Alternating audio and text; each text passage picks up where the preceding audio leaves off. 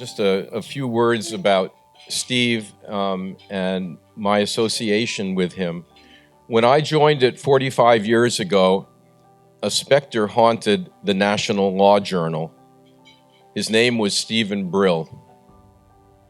We at the NLJ had gotten a head start on The American Lawyer, which Brill was set to launch in a few months. But already we were scared of him. We knew what a great journalist he was and how formidable any publication he was running would be. We knew how he'd done a gutsy book about the Teamsters, which is redundant, and how, through the law column he'd been writing for Esquire, he'd already begun revolutionizing the coverage of the legal profession, something which, up to that point, had been a black hole in the mainstream press. We knew he'd be a tough, formidable, and fearless competitor.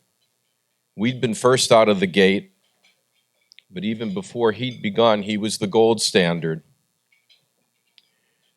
Brill was all of these things, along with a keen judge of talent.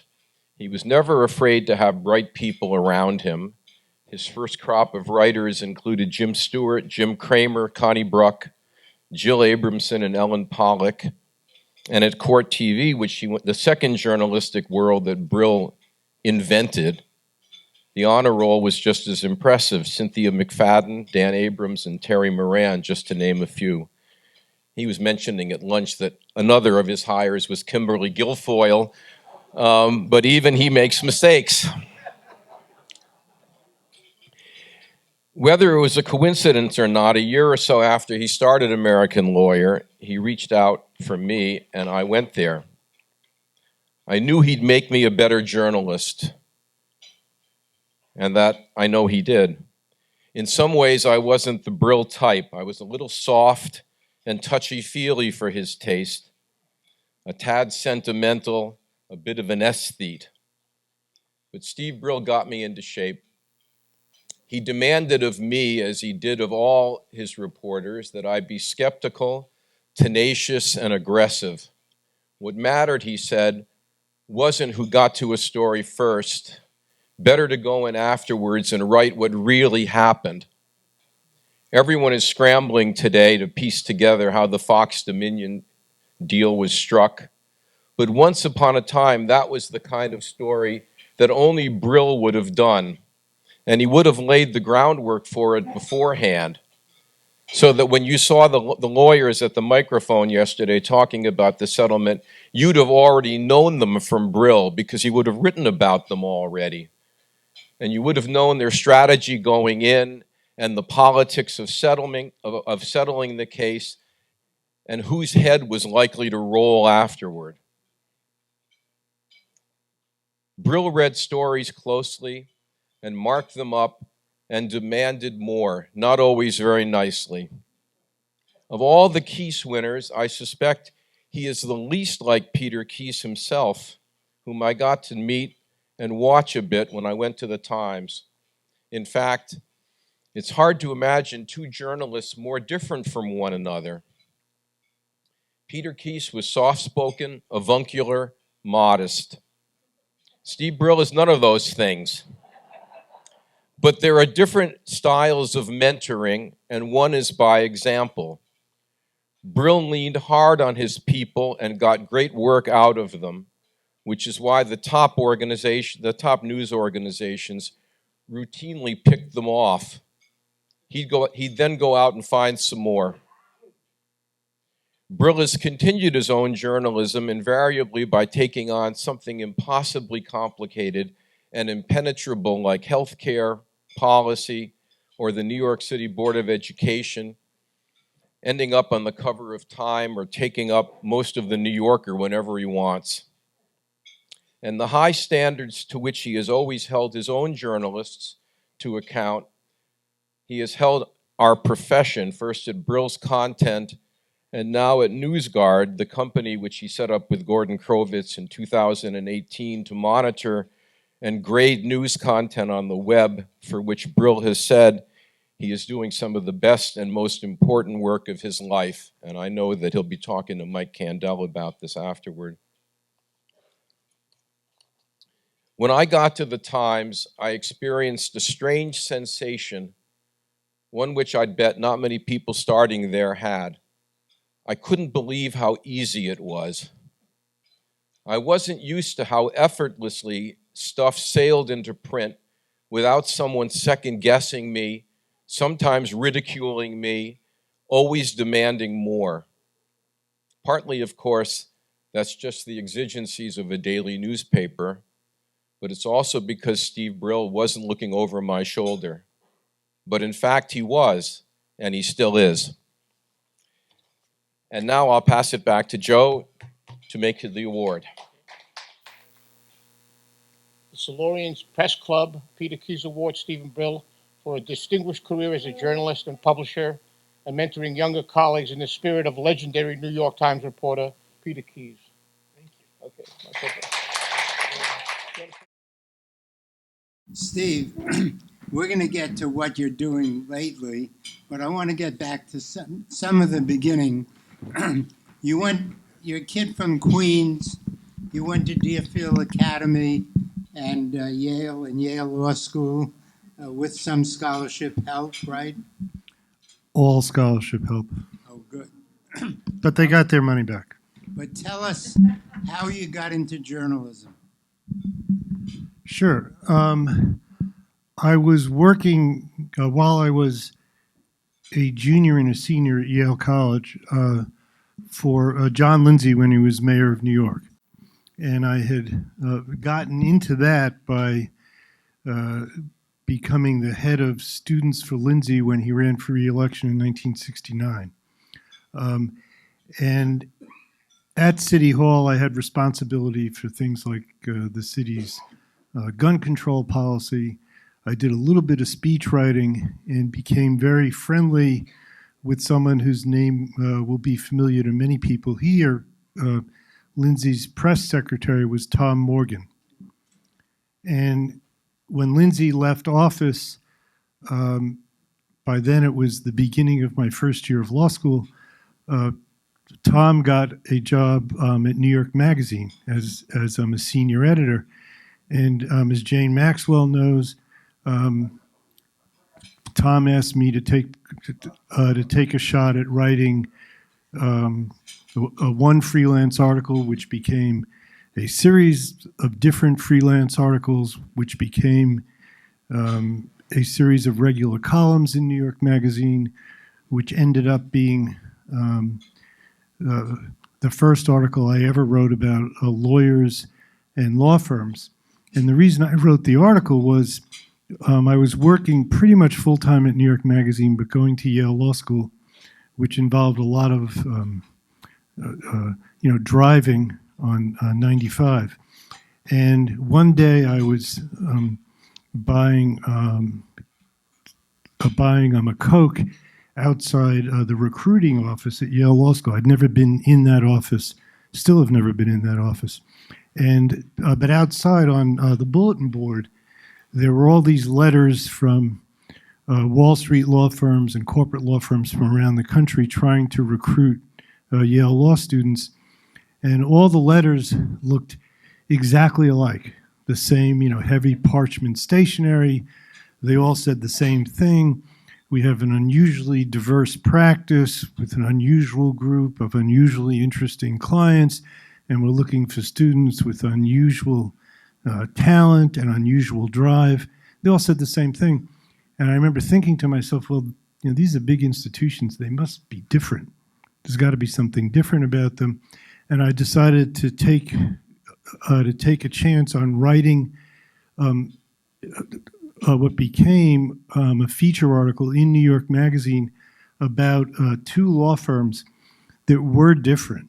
They had been started by Jewish partners who could not get an interview at any of the Wall Street firms. And they were doing a kind of law practice that the Wall Street firms didn't do. They were getting involved in corporate takeover fights.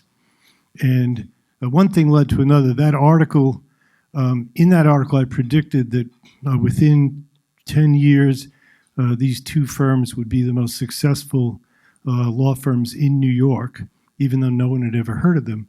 And it was a firm called Skadden Arps and a firm called Wachtell Lipton. So that article got a lot of reaction, and that led to my getting the idea to start the American Lawyer magazine. Okay, you're a lawyer, your wife's a lawyer, two of your three kids are lawyers. I'm actually not a lawyer. I always have to remind people that I never took the bar exam, because if you go to Yale Law School, you learn absolutely nothing that has anything to do with any bar exam. And therefore, I would have had to spend the summer, cramming for the bar exam. And as I explained to my parents at the time, I didn't have the time to do that because I had a job and I couldn't afford to do it. So I never took the bar exam. Now, the reason that's relevant is I ended up writing an article for Esquire magazine about Mark Lane. You guys remember who Mark Lane was? And at the time, I wasn't in a position to dictate the headlines of the articles. And the headline of this article in Esquire was Mark Lane, Merchant of Death, which for some reason he thought was, defamatory or something. And he sued me, and luckily he missed the statute of limitations, but I remember he held a press conference on the steps of a courthouse, I think it was in Memphis, saying that he had just discovered that I had never passed the bar. And reporters called me and said, "Is it true you've never passed the bar?" And I said, "Well, you'd have to take the bar exam in order to pass it. I didn't pass my med boards either." So I always correct people that I'm not a lawyer. Well, I didn't realize, so you don't call yourself a lawyer even though you graduated from law school because you didn't pass the bar.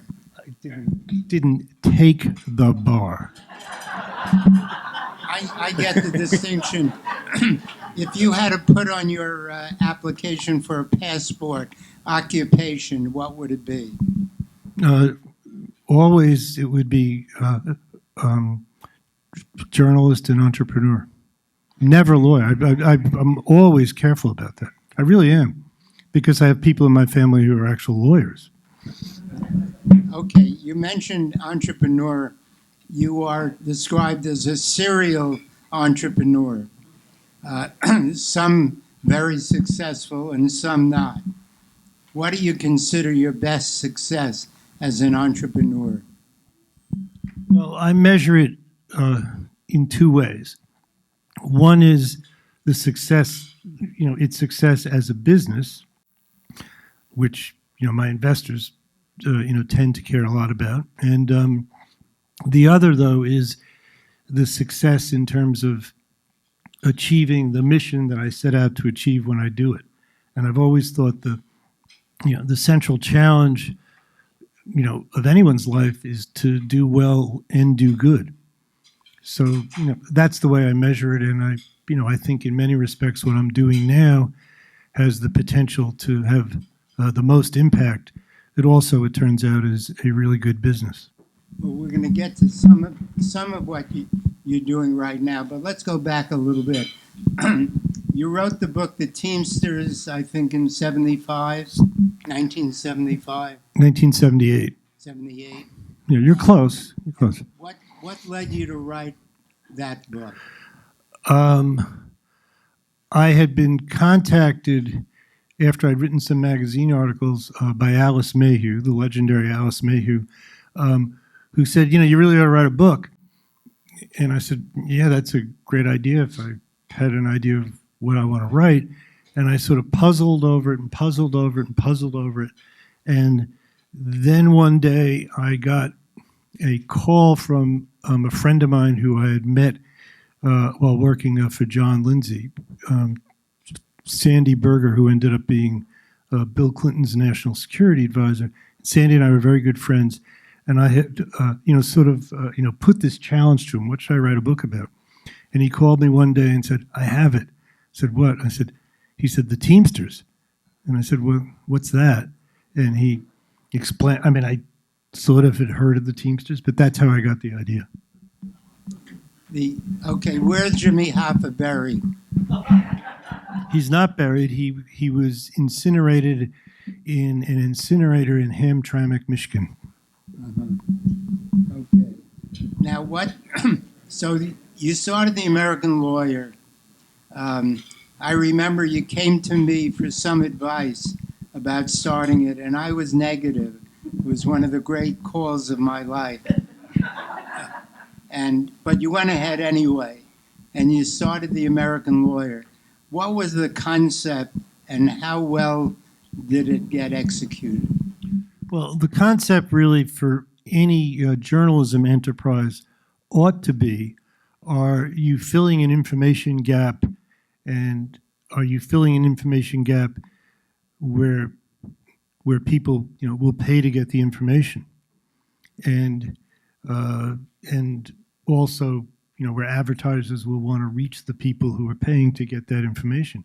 And what I discovered, whether it was writing that first New York Magazine article or writing some subsequent articles, that nobody was writing about lawyers and law as a business. You could routinely pick up the Journal and see that General Motors had changed its ad agency, or General Motors had brought on a new CEO, but you would never read about General Motors changing its law firm, or you'd never read about someone new being put in charge of a big law firm, let alone read about which law firms were particularly good at certain kinds of things, which law firms were particularly, more open to hiring people who weren't necessarily, white Ivy Leaguers. The whole idea of law firms, which are big, powerful institutions, was just not in any way written about. And as I recall, one of the reasons you thought it was a bad idea was that it was just going to be so hard to get that information because law firms are private enterprises. And that's why I thought it was a good idea.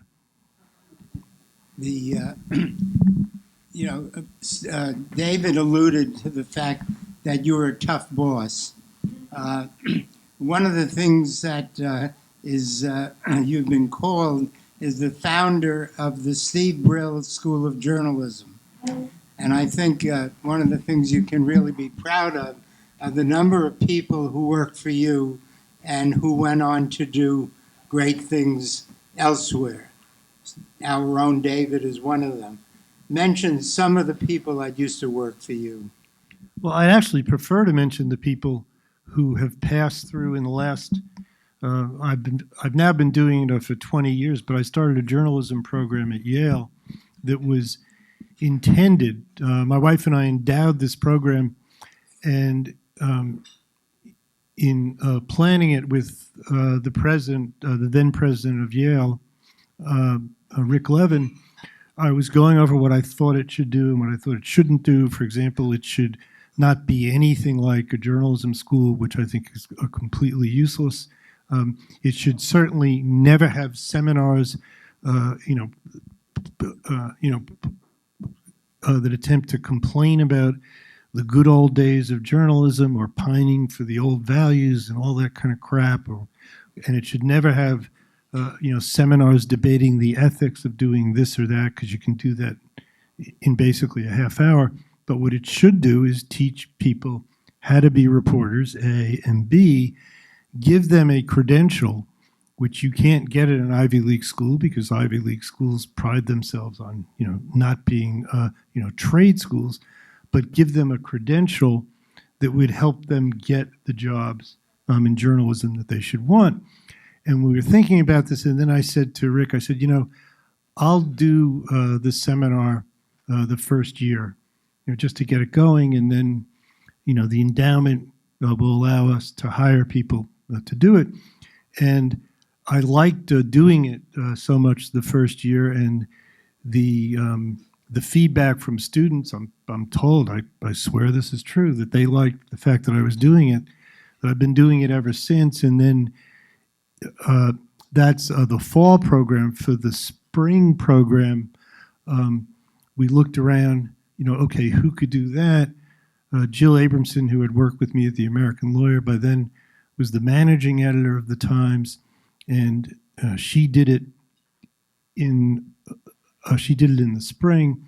And then when she left and became the executive editor, she didn't have the time to do it. So we recruited this Yale graduate named Woodward, who did it in the spring, Bob Woodward.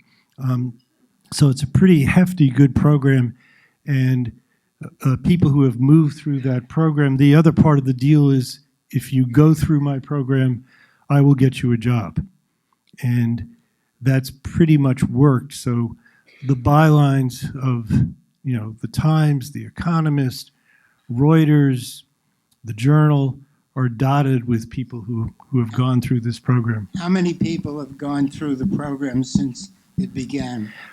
Let's see, the ones that I've taught, it would be about 300, and I'd say half of them are working journalists. If you open up the Times today and read a story about crypto and Sam Bankman-Fried, that byline is my student from 2 years ago or 3 years ago. And what I do is, once these people are placed in these places, then I just harass them to help me get the new people hired. Okay, you're talking about the Yale program. It's my third. Okay. Okay. This is better? Okay, good. You don't have that much experience, being in front of a microphone, right. so I can help you. Right. The fact is, you jumped ahead. It was my fourth card. Yeah. But I want to ask you. Okay. The number of people who work for you at the American Lawyer, including, by the way, next month's luncheon speaker will be Jim Stewart. Oh, good.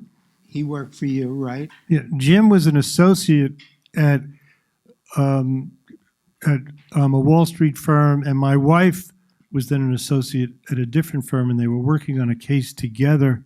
And when I started the American Lawyer, Cynthia said, Jim has always wanted to be a journalist. He hates working at Cravath. And I said, oh, well, let's hire him. And he presented a resume, and the resume said that he had been an intern at the local TV station in Quincy, Illinois, and better yet, had been an intern at the local newspaper in Quincy, Illinois. So that was a slam dunk. He was at Cravath, was starting the American Lawyer. This guy's got journalism experience. The resume left out the fact that his family owned the local newspaper and the local television station in Quincy, Illinois.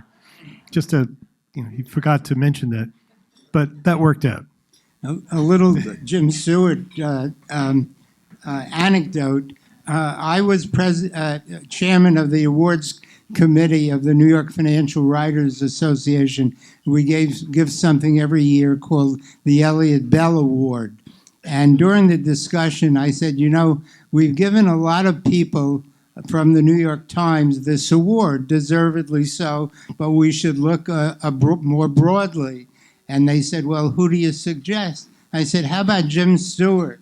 I forgot he was writing, I think, a freelance column. So everybody said on the committee, great idea, Jim Stewart, let's give it to him. And I called Jim Stewart and said, we're delighted to give you this award. And a month later, before the dinner and award were given, he left and went to the New York Times. So our effort to diversify the award winners didn't work out. But he's going to be a great speaker next month at our lunch. Let me skip to TV, Court TV. Tell us about how that began. Well, it was sort of an interesting evolution of my thinking. Once the American Lawyer started to succeed, various publishers, magazine publishers, approached me. I think Cy Newhouse was one of them. Hearst, saying, you should start a magazine about the law, for consumers. You've got the professional side done, but you should do consumers, and we'll back it. Well, that sounded pretty interesting. And what I did was something I always did at the American Lawyer, or when we were, starting other, offshoots of the American Lawyer, was I sat down to write a table of contents of, what the first issue would look like. Well, the first warning to all of you who want to who want to start any kind of journalism business is you can always write the first table of contents. I could write a table of contents for a trade magazine, the American Furniture Maker, in a minute. It's writing the sixth or seventh table of contents that's hard. So I sat down and actually was able to write a lot of tables of contents for this consumer magazine about law, but it had one problem, and that is all of them had to do with sort of situations where people would get advice, or they were, they would be, true crime stories, which I just didn't want to do. I didn't want to have any part of that. So, what's a situation where people would want advice, where consumers would want advice? What to do when they stop you for drunk driving? Well, it dawned on me that the advice, what to do when they stop you for drunk driving, is only something you think you're going to need at 2 in the morning when you're in your car and you've been stopped for drunk driving. It's not like you're going to buy it every month at the newsstand. So, a long story short, I decided that I just wasn't going to do that. But the idea of how do you convey the legal system to consumers really stuck with me. And then one day I was sitting in the back of a taxi cab, and the taxi driver had the radio on, and they were playing a clip from a criminal trial in New York, because New York was experimenting with allowing radio and television in the courts. And as soon as I heard that clip, I realized that's the idea. That's the way to do it, is put cameras in courts and show people the American legal system as it is. I had a fair amount of experience doing some of the first stories where after a trial, I went to the jurors and had them explain why they did what they did. And one thing that always stuck with me was no matter what the trial was, the jurors were fascinated by the process. They had gotten to watch the whole thing, obviously, and they were just really totally struck by how interesting it was, even if it was a boring trial. So that's how court TV happened.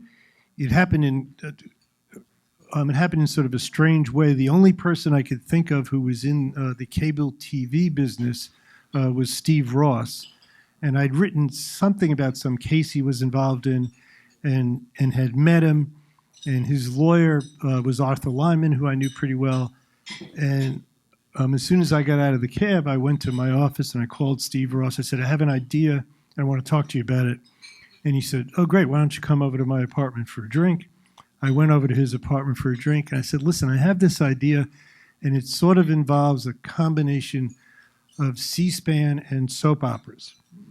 And it took him less than 2 seconds to say, oh, you want to start a cable channel with cameras in courtrooms? And I looked at him and I said, how the fuck did you know that? Yeah. He said, well, I know your background, C-SPAN, soap operas. That's a great idea. We should do it. And who put up the money? Well, this was really the hard part.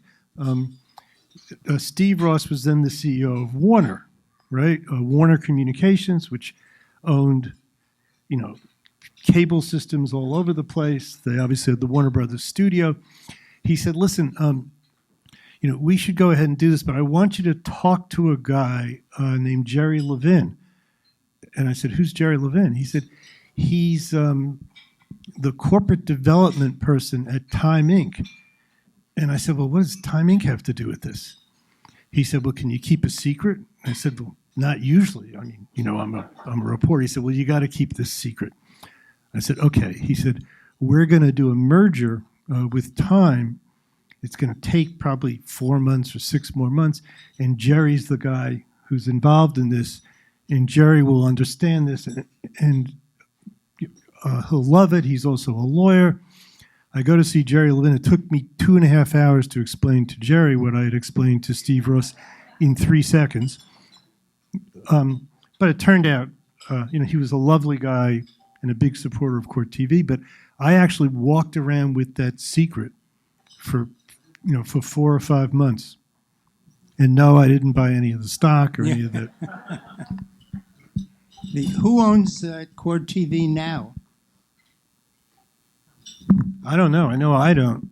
and I'm proud to say I don't. It went from Time Warner to being something called True TV. Thank you. But I don't know who owns it. Okay. Let's switch to magazine writing. I think one of the great magazine articles I ever read was the one that you did for Time magazine on healthcare in the United States. I think it was the largest single article ever published by Time magazine, if I'm not mistaken, may still be. Yeah, they cut it to 26,000 words. And the letter became a book. Right. Okay. You pointed out a lot of the deficiencies of the American healthcare system. It seems to me that not many of them have been cured. How do you feel about that now? Well, I feel that not many of them have been cured, but I think the article and the subsequent book, which was really about Obamacare and how that fit into the whole picture, what Obamacare did cure in some significant part was the lack of access many people had to any kind of health care, but it did it at the cost of doing nothing about the price of health care.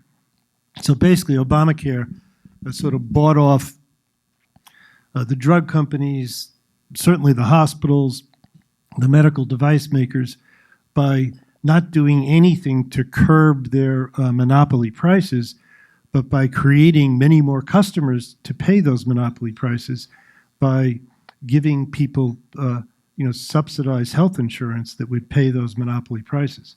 But it's the healthcare system in this country is an outrage that is maybe matched only by another one of my favorite subjects, the public education system in this country. Well, let's say with healthcare for a moment, is a judge in Texas who decided that the Food and Drug Administration approval of a abortion medication is not legal. What's your view on that? I mean, that's just nonsense. I mean, the whole there isn't a word of that decision that not only makes any sense, but that in any way is legally justifiable for just a whole variety of reasons. The first of which is the people who sue don't even have standing to sue. The second of which is, the FDA is supposed to make decisions. Congress has given to the FDA the authority to make those kinds of science decisions, not some, one judge in one district who was handpicked by the plaintiffs. Well, the case obviously is going to end up in the Supreme Court, which is quite conservative, you may agree. Is there any possibility in your mind that the Supreme Court will uphold that judge's decision and the appellate court? I think not. I have a daughter who knows this stuff a lot better than I do. I bet she's not quite as sure as I am, though I haven't asked her. But I think that the justice who's most likely to write the opinion overturning that will be the justice who said that the question of abortion should be left to the states, and that would be Sam Alito. Okay, I think it's your most recent book titled Tailspin, was sort of a depressing account of the fall of the United States over the last 50 years. How negative are you? Well, there's little to look at since that book was published in 2018 to suggest that we should be more optimistic. Well, okay. Since then, how optimistic are you? Well, I guess the only way to be optimistic is there's a quote in that book from Joe Stiglitz, I think, who's a Nobel laureate economist, and I sort of asked him a question like that, and he said to me, sometimes things get so bad that they get good. meaning that people just sort of collectively snap and say this has to change. And one would think, we always think, at least until recently, that any mass shooting was going to be the one that would get everybody to say, we got to stop this. And it hasn't. Or you think that the public disgust about, to come back to that topic about healthcare, the portion of the average person's income that is taken up by healthcare costs is going up so much higher than even the high inflation we've experienced. And they get worse care, and they're now on hold. You can't make a doctor's appointment because the doctors have all been gobbled up by hospital systems, or it's so much worse. You always think, well, someone's going to do something somewhere at some point, and it hasn't happened yet, but maybe things will get so bad that they'll get good. An even gloomier point. How much do you think American democracy is under attack? Well, you could say it's under attack, but I think that a lot of the attack really comes from within, and it's been playing out in slow motion for a lot of years. During the Obama administration, one of the criticisms, I think rightful criticism, was the president and the Democratic Party weren't paying attention to local races, state legislative races, which had the effect of states being taken over more and more by the conservative side of the spectrum, whereupon they gerrymandered, which ensured that they'd still be taken over. You have a situation, I think the numbers that I wrote about in Tailspin have gotten worse, but I think in Wisconsin, to take an example, something like the Republicans got, I think these numbers are right, but I could, these numbers are approximately right. The Republicans got 52% of the votes for state legislators, but they have 75% of the seats. Now, that's not an accident, and it's sort of impossible to defend on the merits, but that's the reality. And in Pennsylvania you have that, in Ohio you have that, and those are fairly important states. I mean, that's one example of democracy under threat. The other is, and this is something I'm thinking of doing a book about, is that truth itself is sort of gone, if you think about it. Whether it's polarized media where we don't have the same facts to debate over. With generative AI, it's going to become much worse. People just won't believe anything anymore. So, to give you an example, in the 2016 election, most people, no matter what side they were on, kind of believed that what Trump was saying on the Access Hollywood tape, he actually said, right? Well, today, if that tape came out, he would just say, that's totally fake. It's generative AI. That's not me. That's not my voice. And we wouldn't be able to know for sure if it is or if it isn't, because, that's another contribution of, technology, which is something we're sort of heavily involved in at NewsGuard, is that issue. But I think that democracy ultimately depends, as does a free market, on people believing in sort of a core set of facts. It's actually 55 degrees today, or the Earth is round, or Obama was actually born in the United States. Take it from there, or whatever it is, or healthcare prices have actually gone up this much in the last 10 years. And if you got on the air and said healthcare prices have gone down, no one would believe you, and you wouldn't even have the nerve to say it. But all that stuff is under debate. I was watching one of the Sunday shows this week and Lindsey Graham was asked about the abortion decision.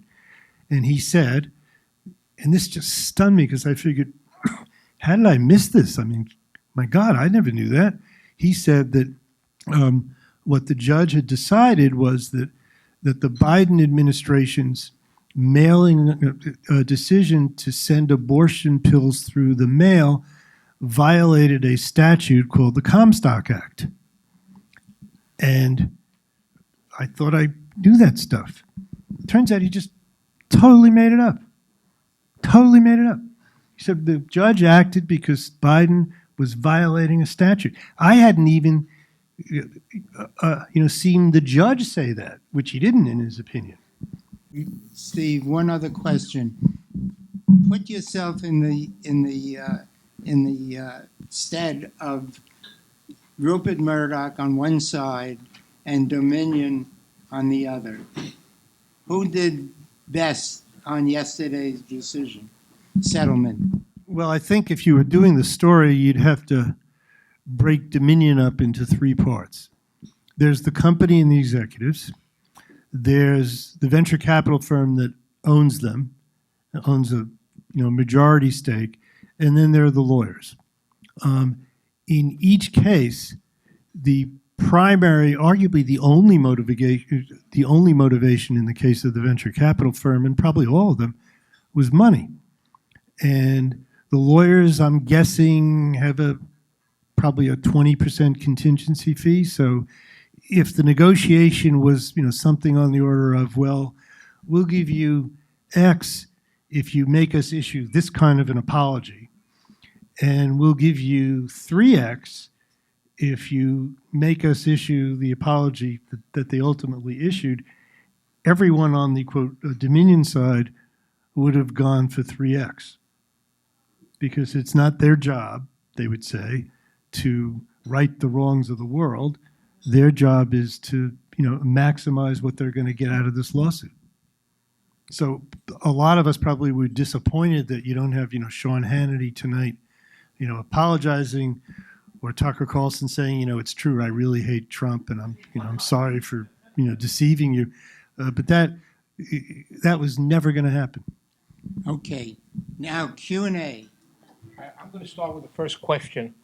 You wanted to tell us something about your latest enterprise, which is NewsGuard. Right.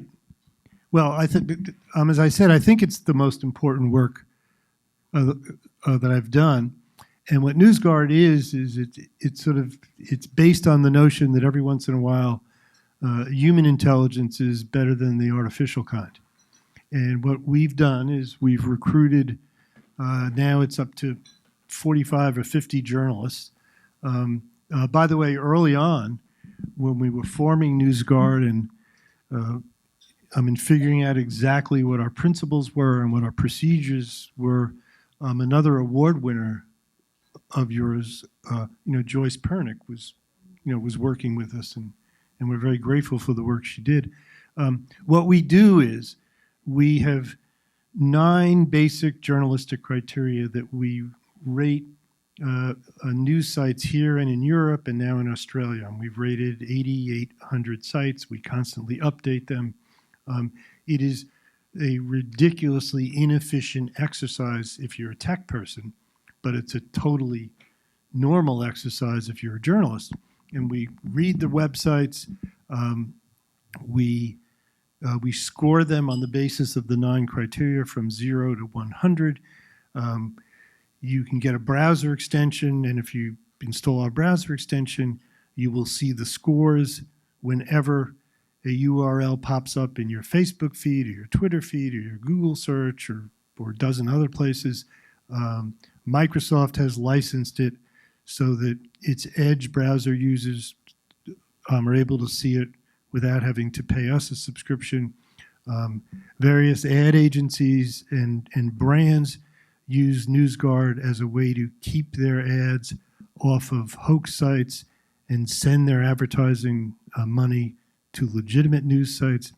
We have measured that there's $2.6 billion right now going to hoax sites, whether they're healthcare sites or Russian propaganda sites, because of what's called programmatic advertising, which is advertising by algorithm, where you put a bid in for a certain demographic and the ad goes wherever that demographic is, and you don't know where your ads are being placed.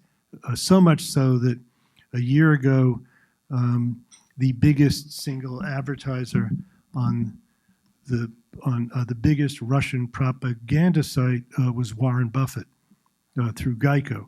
And it's not like Warren Buffett woke up one morning and said, "How can I send some more money to Vladimir Putin?" But he had, no one has any idea. So that's a big part of our business is advertisers. Another big part of our business are the platforms. We don't yet have a license with, well, we have a small license with Facebook, but it's just the beginning. We don't have anything with Google. There are a lot of startup competitors to those places where we do have licenses, and we have the same business in France, in Germany, Italy, the UK, Canada, Australia, and we're expanding. And we this year broke into the black, which is pretty good for a startup, and it's especially good for a startup that, again, tries to do good as well as do well. Steve, who pays for that? Well, as I said, Microsoft, for example, licenses us. The major ad agencies license our data. In a couple of cases, individual brands. In other cases, something like Giphy uses us to help their moderators keep hoaxes off of their platform. An increasing number of platforms and ad agencies and other kinds of tech companies. That's good work. Just tell us where what the address is on the web.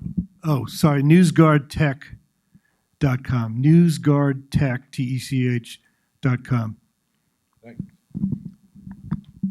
We have about 6,000 or 7,000 subscribers to our browser extension. It's $4.95 a month, and again, it becomes a ubiquitous way to see who's feeding you the news. The principal idea behind it, or the vision that we have behind it, is, right now, if you walk into a library, books are neatly arranged on shelves.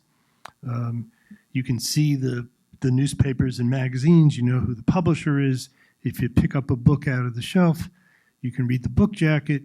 You know something about who the author is. You know who the publisher is. What would happen instead if you walked into a library and there were, a billion pieces of paper just flying around in the air, and you plucked one out of the air? You don't know who wrote it. You don't know who's financing it. You don't have any idea what their credentials are. And worst of all is there's no librarian to ask. So we try to play that role. So if you're online now and you do a search for cancer cures, you could come up on cancer.org, but the one that the search engines will probably do first is cancer.news, which will tell you that you can cancel your appointment with your oncologist because your oncologist is ripping you off, and we will sell you a subscription to apricot pits, which will cure your cancer. And I'm not making that up. They have much more traffic, and they're in it for the money. But NewsGuard is meant to explain to people that that's not the American Cancer Society. When you think about the Supreme Court and its effect on the structure of democracy, how do you rate the Citizens United decision? And the unrelated follow-up question, what did Warren Buffett say when you told him it's the biggest advertiser on Russian propaganda sites? One of the problems is that programmatic advertising is so unaccountable that Warren Buffett and his people went to their ad agency. You said, well, that's not our fault. They went to their ad tech provider and they said, it's still happening. You'd think it'd be a slam dunk, but it's not. I happen to think Citizens United was decided exactly right. So there. Why? Because now the justices went out of their way to make it more than it was, but let's remember what Citizens United was. This is almost a chapter in my last book.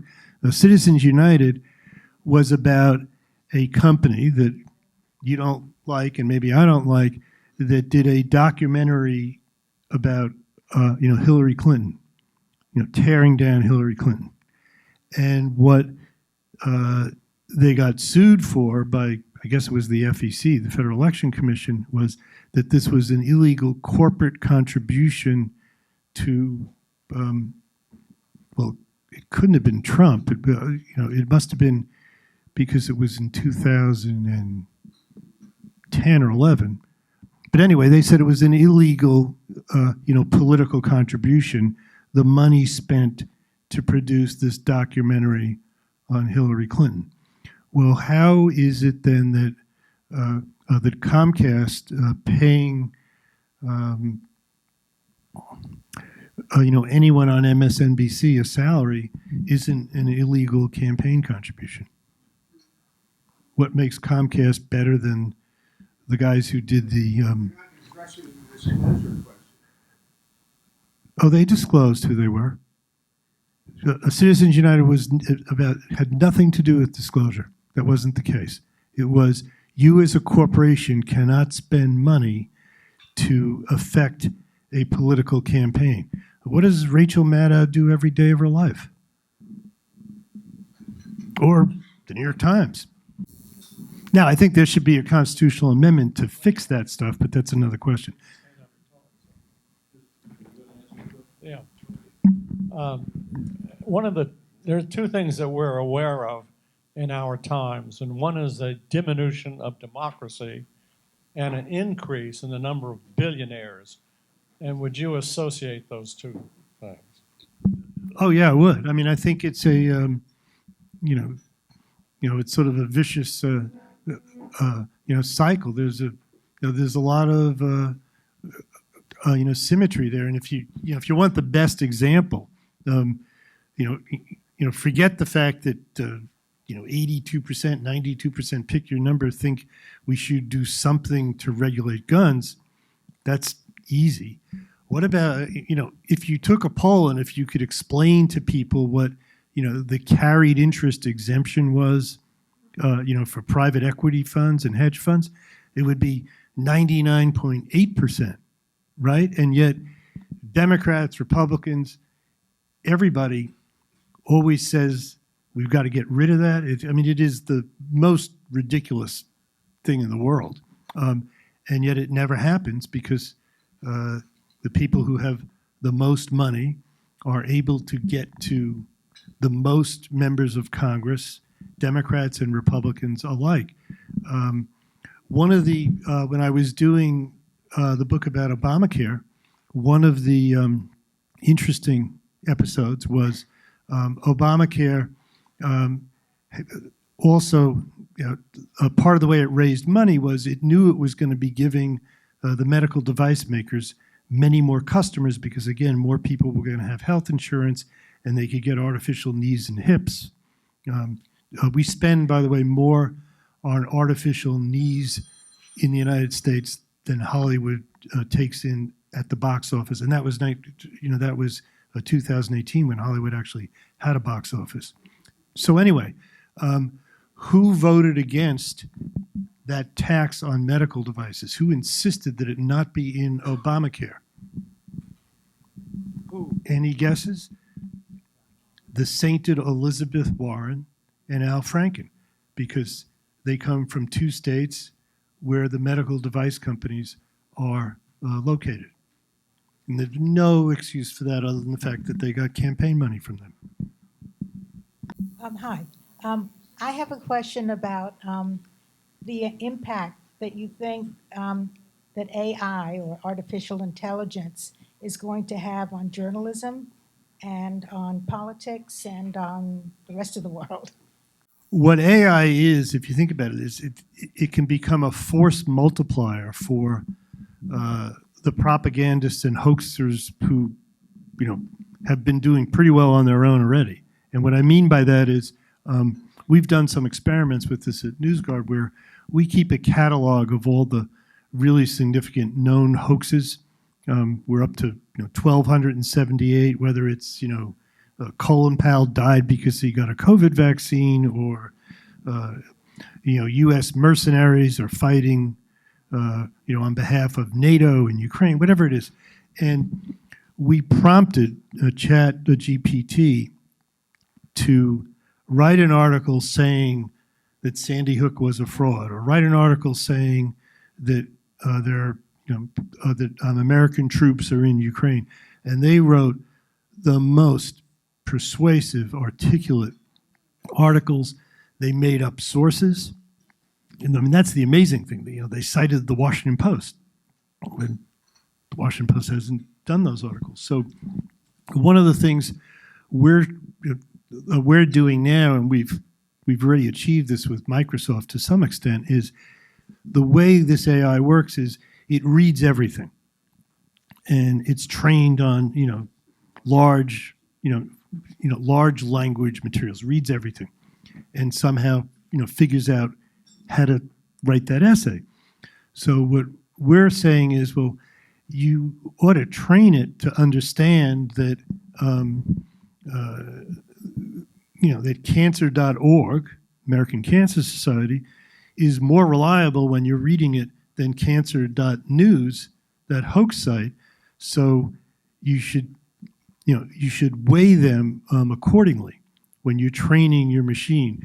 And Microsoft, with its Bing chat bot, has started to do that. And now in some instances, when you prompt it to do something, it will say, well, according to X, Y, and Z, there are NATO troops in Ukraine, but according to The Economist and the New York Times, there aren't NATO troops in Ukraine. NewsGuard has rated X, Y, and Z as highly unreliable, and NewsGuard has rated The Economist and the New York Times as reliable. That's one possible, solution to part of the problem. As for journalists, I think it may be less of a problem. Well, it will certainly affect, whether journalists are believed or not. Because, again, if you're out there, citing a Washington Post article that didn't happen, then the real Washington Post articles are going to, be subject to doubt. But in terms of, doing the journalist's work, I think that's probably true for opinion writers who don't really have to create anything new. They just write off of stuff that's in the news. But if you have to create something new, you're interviewing new people about an event that happened yesterday. You have to cite sources. You certainly have to, get comment from people if you're saying anything negative. I think those jobs, which are the real, value adds that journalists do, I think those jobs are safe. What has your NewsGuard site showed you that's surprising? I mean, I assume that the New York Times and Washington Post and Wall Street Journal come up high on reliability, but were there any surprises within that? I mean, two things. One is our 9 criteria apply to to everyone across the board, and there are now a really encouraging number of local news startups that have every bit the same standards as the incumbents that we would all think of. And one of the benefits of what we do is they end up on our inclusion list for advertisers, so they get programmatic advertising that they would never get. The other piece of that local news pie is that there are all kinds of sites that have been started in secret by PACs, political action committees, posing as local news sites. And their about statement is this tearjerker thing. We were formed to fill the gap in local news created by the decline of newspapers, blah blah blah. And then they just do puff pieces about the Republican candidate for state senate or the Democratic candidate, depending on who's financing them. And one of the benefits, again, of NewsGuard is we give them red ratings. We explain who they are, and they don't get advertising.